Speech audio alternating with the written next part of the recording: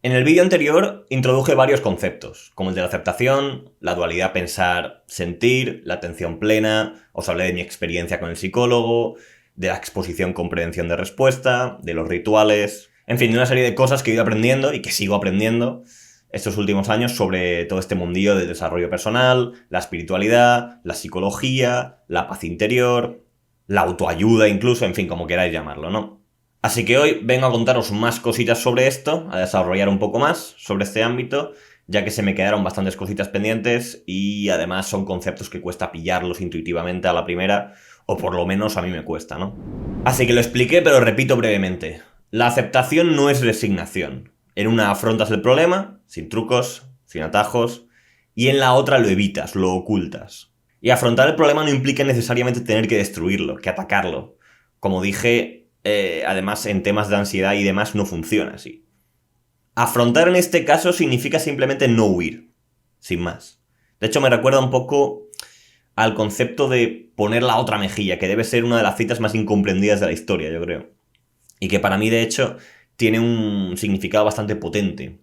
Cuando la gente lee que si te pegan en una mejilla pongas la otra, instintivamente les viene a la mente el concepto de resignación, ¿no? Joder, menudo pringao el que haga eso, ¿no? Le van a inflar a hostias. Pero piénsalo un segundo. Si vas por la calle, le das un tortazo a alguien y este con toda la calma te mira, te sonríe y te pone la otra mejilla, ¿tendrías realmente los huevos de darle otra hostia? ¿No te parece de alguna manera la respuesta más intimidante que se puede dar a un tortazo? No lloriquea, no huye, no se vuelve todo loco, es temple, fortaleza, autocontrol. Ha aceptado la hostia, no se ha resignado. De hecho, nada asegura que te vaya a dejar darle otra. Yo, desde luego, llevaría cuidado. Pero bueno, lo mencionaba por si os ayudaba alguno a visualizar mejor lo que representa la aceptación, salvando las distancias. Sobre todo me quería referir a la salud mental y demás, ¿no? Que muchas veces se parece un poco a poner la otra mejilla en este sentido. Pero bueno, a lo que íbamos. Os presenté lo que son para mí dos pilares fundamentales en el camino a la paz interior, ¿vale? En el vídeo anterior, que os recomiendo evidentemente que veáis. Y eran la aceptación y el modo sentir, o atención plena, ¿vale? Donde entraba, como recordaréis, todo lo relacionado con vivir el presente, meditación y demás. No obstante, si no termináis de conectar con estas ideas, no pasa nada, porque os voy a ampliar el abanico con otras herramientas que para mí son básicamente caminos distintos, pero que llevan al mismo sitio, ¿no? Simplemente algunas palabras quizás resuenen más con vosotros que otras, pero están todas muy relacionadas entre sí. Y son las siguientes: perdón, gratitud, autoestima, no juicio, desapego, valentía y generosidad. Estas son ideas que están súper presentes en este mundillo y que algunos gurús incluso toman alguna de ellas como la principal o fundamental, ¿vale? Evidentemente hay muchas más, esto es infinito, yo simplemente he hecho un poco la síntesis de las principales que veo que se repiten más y en las que hay más consenso, ¿no? Así que las vamos a ver un poquito por encima para ver qué ideas pueden salir que nos ayuden en el desarrollo personal. La gratitud, por ejemplo. Si habéis leído algún libro de autoayuda o de coaching emocional, habrán hablado de esto seguro. El ejercicio de escribir cada día 3 cosas por las que estás agradecido es bastante popular, o el de escribir una carta de agradecimiento a un conocido. Que la gratitud es un portento en este mundillo está bastante claro, hay incluso bastante evidencia científica al respecto por lo visto. Y al final es lógico, ¿no? La gratitud tiene mucho que ver con el modo sentir que comentábamos, con fijarse en lo positivo, te hace bajar un poco a la tierra, te hace dejar de desear cosas nuevas y disfrutar de lo que ya tienes, haces y eres. A no dar las cosas por sentadas, a saber que estás aquí y tienes los recursos que tienes gracias no solo a tu familia o amigos, sino gracias a toda la humanidad desde el principio de los tiempos. La gratitud te ayuda a ser consciente de lo afortunado que eres, a tomar perspectiva. Está obviamente conectado también con el valor de la humildad, que es muy importante. En definitiva, practicar la gratitud más intensamente con vuestros cercanos, con vosotros mismos, sed agradecidos con lo que tenéis, sed conscientes de lo afortunados que sois. Estoy seguro que os elevará un par de peldaños más en esta escalera a la paz interior. Por otro lado, su prima hermana, el perdón, no es para menos. De hecho, es probablemente de las palabras que más cuesta escuchar hoy en día en las relaciones interpersonales. Un lo siento, un perdón de corazón en esta sociedad de flipados es bastante raro. Casi tan raro como un te quiero, auténtico. La verdad es que estará ahí. Pero bueno, el perdón es casi más famoso en el mundo espiritual que la gratitud. Como podéis ver en las citas que muestro en pantalla, no las vamos a leer tampoco. Sería redundante. Como veis, unas de Mandela. Mandela hablaba bastante sobre este concepto. Decía, de hecho, el resentimiento es como tomar veneno y esperar que mate al enemigo. Decía también, si quieres hacer las paces con tu enemigo, tienes que trabajar con él. Entonces él se vuelve tu compañero. Era un tío práctico, Mandela. Y como veis, todo esto sigue conectado con lo que comentaba al principio de la aceptación y de poner la otra mejilla. Tanto pedir perdón como otorgarlo son gestos de fortaleza, no de debilidad. Y esto por lo visto cuesta un montón para algunos. Conozco a varias personas incapaces de reconocer un error o de pedir perdón. Cosa que me parece extraordinaria. Pero hablamos también de perdonarse a uno mismo, evidentemente. Para ser feliz es imprescindible reconciliarse con el pasado, con tus errores y, en fin, con que no somos perfectos, ¿no? Y no flagelarse de más. De hecho, es que no sirve para nada. El rencor, el resentimiento, la venganza solo provocan sufrimiento. El perdón, el auténtico perdón, es una herramienta que cicatriza. Y por mucho que diga la gente, no creo que haya realmente heridas que no puedan cicatrizar. Cualquier cosa en esta vida se puede entender y perdonar, así que no seáis payasos, empezad a perdonar y a pedir perdón más a menudo, que os vendrá muy bien.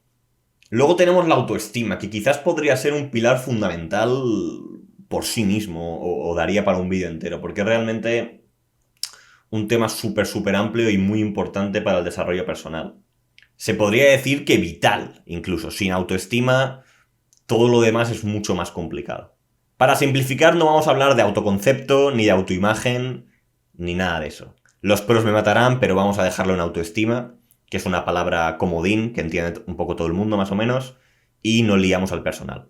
En este vídeo definiremos la autoestima como la evaluación o la percepción que tiene uno de sí mismo, ¿vale? Es decir, como lo indica la palabra, la estima que tienes de ti mismo, ¿no? Con juicios de valor incluidos y todo, lo metemos todo ahí. Para hablar de esto, me gustaría empezar con un experimento que a mí, cuando lo vi, me llamó bastante la atención, que es el del efecto Pygmalion, es bastante potente. Por lo visto, en 1968 hicieron un test de inteligencia a un grupo de alumnos y eligieron de manera aleatoria al 20% de los alumnos, ¿vale? Se manipularon sus datos y a los profesores de los alumnos se les dijo que ese 20%, escogido al azar, tenía un cociente intelectual superior al resto, ¿no?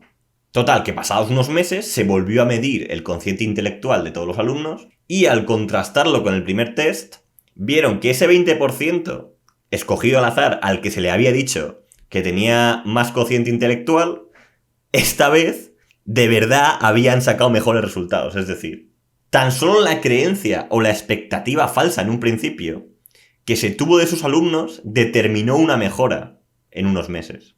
Evidentemente porque los profesores probablemente pues les prestaron más atención, les pusieron retos más difíciles y los chavales pues también se vendrían un poco más arriba, ganarían confianza y demás. Pero sigue siendo un dato súper loco, cómo algo tan sencillo puede tener un impacto tan grande, ¿no? Al final las creencias, tanto tuyas como de tu entorno, determinan tu autoestima, ¿no? Si te ves o te ven como alguien capaz de lograr cosas grandes, tienes más probabilidades de triunfar que alguien que se ve insignificante. Pese a que ambos tuviesen exactamente la misma habilidad en algo, en concreto.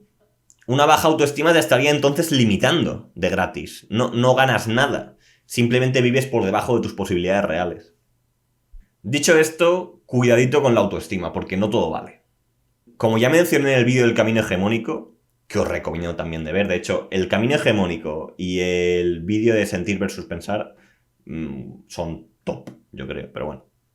A lo que iba. Las teorías de la autoestima, como sabréis, se pusieron muy de moda hace ya bastantes años, y a los niños se les empezó a decir pues que eran todos los putos amos, que podían hacer cualquier cosa que quisieran, había premios para todos eran especiales, si quedabas el último en una carrera, pues premio también para ti. Todo era genial y magnífico, no había niños tontos, ni malos, ni nada. ¿Qué pasa? Esa inflada de autoestima artificial tuvo también unas consecuencias negativas, ya que una vez esos chavales se enfrentan al mundo real, tienen unas expectativas que no corresponden con la realidad. Se estampan y por lo tanto baja su autoestima en ese momento. Entonces, ¿a dónde quiero llegar? Trabajar la autoestima parecería útil en personas que la tengan baja o incluso regular. Es decir, tener un poco más de autoestima o de expectativas que la media no lo veo guay, vamos. El problema es cuando tienes una autoestima completamente desproporcionada o irreal. Es decir, la línea entre alguien con confianza en sí mismo y un engreído es más fina de lo que parece. Y hay mucho flipado suelto, eso no es ningún secreto. Lo cual supone un problema a muchos niveles. Porque aparte de tener una visión distorsionada de la realidad, que les supondrá cometer pues, errores de cálculo, evidentemente.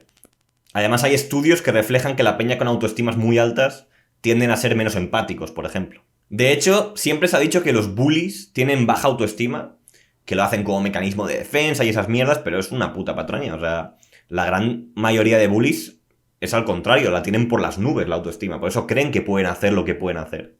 Tendrán bajos otros indicadores de inteligencia emocional, pero un bully es engreído por naturaleza, ¿no? Así que lo dicho, autoestima, importante, sobre todo si la tienes por los suelos, que hoy en día, si tienes una edad, pues es más probable.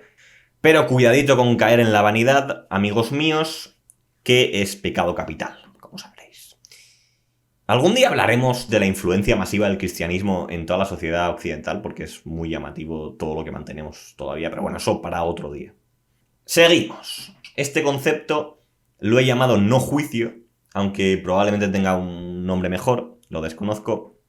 Esta virtud, de forma aislada, diría que es la más difícil de desarrollar o de aplicar, como diría Krishnamurti, probablemente. La capacidad de observar sin juzgar. Muy relacionada con los dos pilares que comenté en el vídeo anterior, la aceptación y el modo sentir. Al final, observar tus pensamientos sin juicio es uno de los fundamentos de la meditación. Pero bueno, quería hacer hincapié en esta habilidad porque no es moco de pavo. Juzgamos todo el puto rato, a todo y a todos, es automático. Como dice Copra, evaluamos constantemente las cosas como correctas o incorrectas, buenas o malas, cuando en realidad simplemente son. Todo ese clasificado y etiquetado que hacemos de las cosas es un constructo social, no es arbitrario al final. No es la realidad tal y como es. Entonces, acaba nublando la mente y no eres capaz de ver más allá de tus sesgos, ¿no? La mayoría de veces. Por eso, intentar frenar siempre ese ansia de juicio, de etiquetado dentro de lo posible, es una virtud pues muy poderosa si eres capaz de hacerlo, porque te permitirá tener una imagen más pura, más nítida y más transparente de todo, ¿no?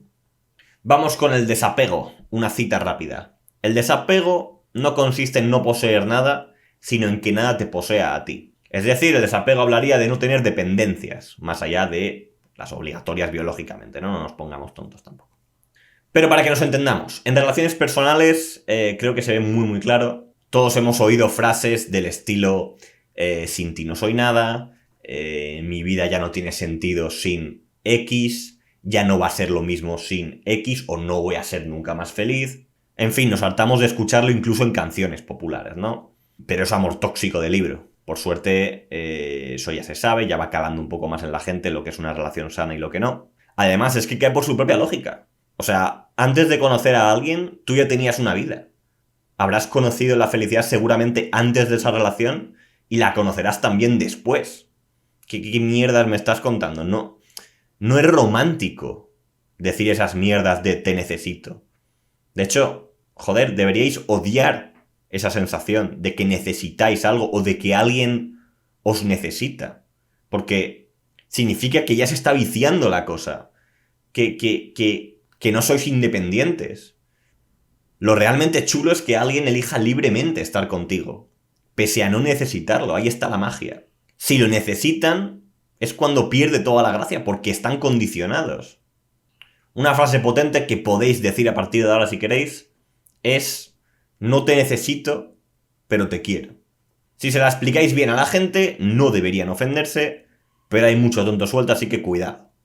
Además, es curioso, el orden es importante porque la frase suena mucho más dura si la pones al revés, ¿no? Si dices te quiero, pero no te necesito. Aun diciendo lo mismo, en español parece que la coma y ese pero suenan súper contundentes. Pero bueno, en fin, quedaros con la copla. Seguimos. La valentía.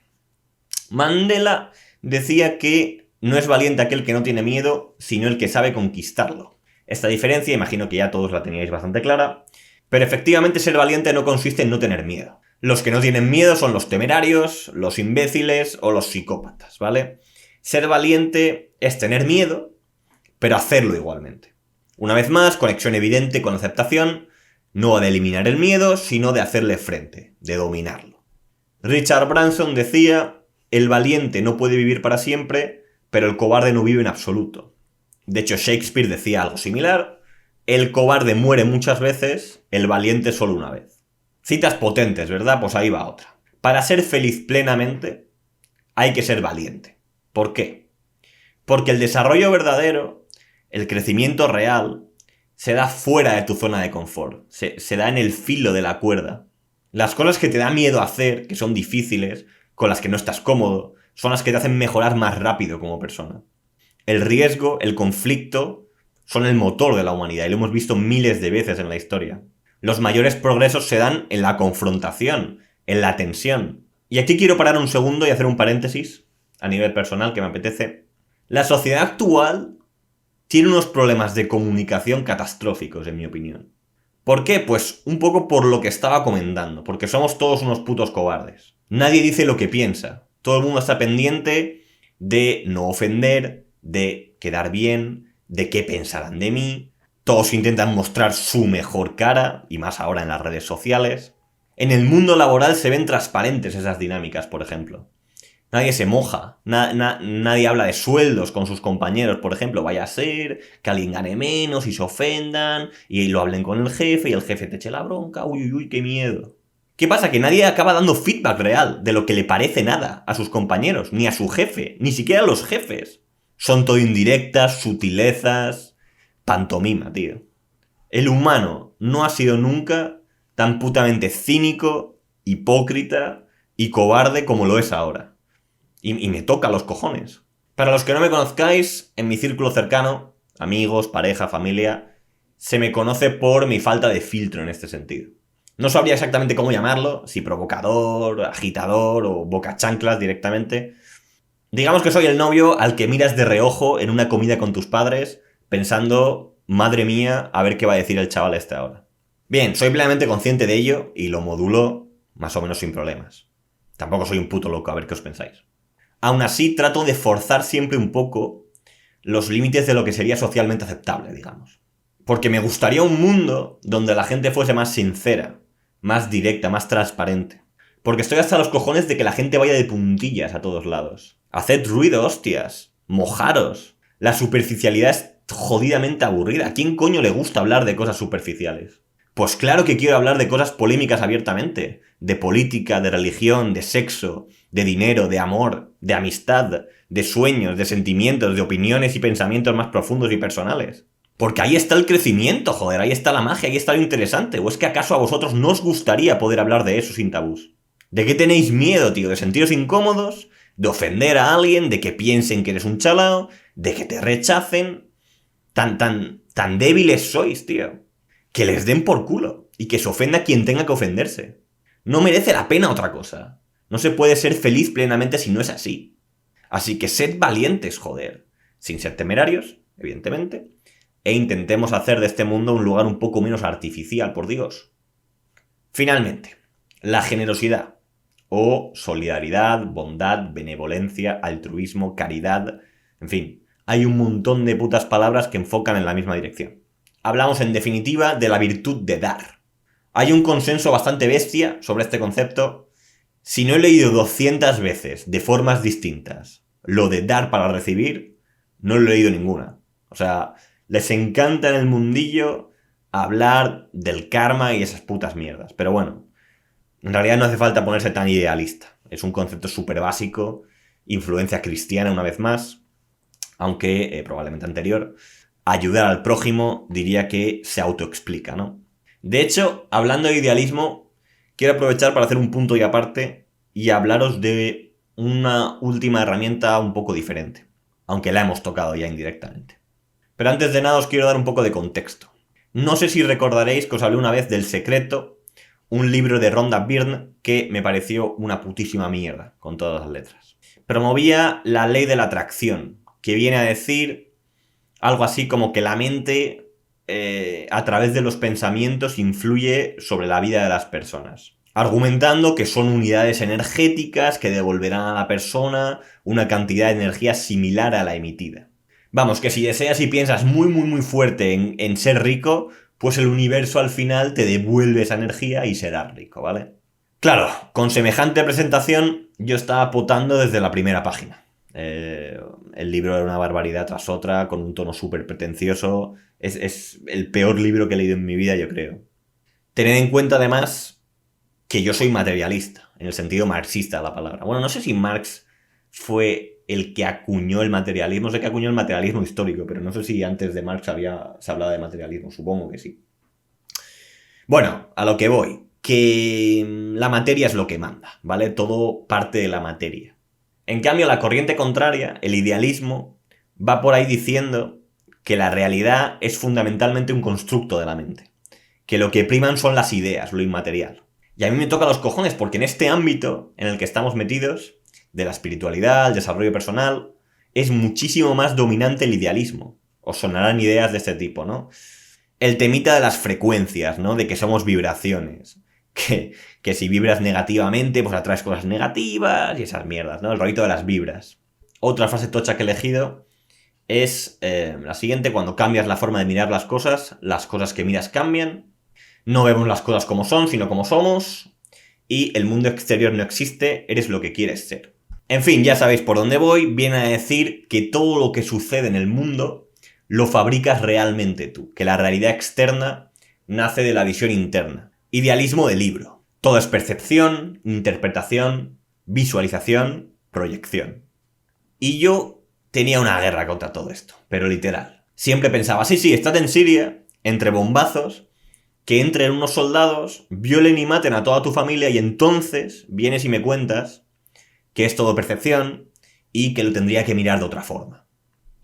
El tema está en que acabé dándome cuenta que en realidad toda esta mierda tenía una traducción materialista. Que lo que me molestaba era la forma más que el fondo. Era esa parra mística o mágica que montaron alrededor de estos conceptos, ¿no? Libros como El Secreto u otros autores. La exageración, la simpleza, la falta de matices, la arrogancia en muchas ocasiones, la falta de seriedad, de datos. Todo eso es lo que me echaba para atrás. Porque en realidad, si le quitas todas las energías, toda la magia, toda la pretensión, lo matizas y le añades un poco de ciencia, acabas en cosas muy parecidas a las que comentaba antes. Acabas en cosas sobre la autoestima, por ejemplo, o en conceptos de psicología básicos, de inteligencia emocional. Cosas que pueden ser perfectamente compatibles con el materialismo si lo explicas adecuadamente. Pero claro, lo que yo no entendía en ese momento era que si tú quieres vender un libro o una idea al gran público, es mucho más efectista y más guay hablar de cosas mágicas, con eslóganes súper potentes e ideas sensacionalistas, que hacer un libro serio de psicología, por ejemplo, con papers y demás.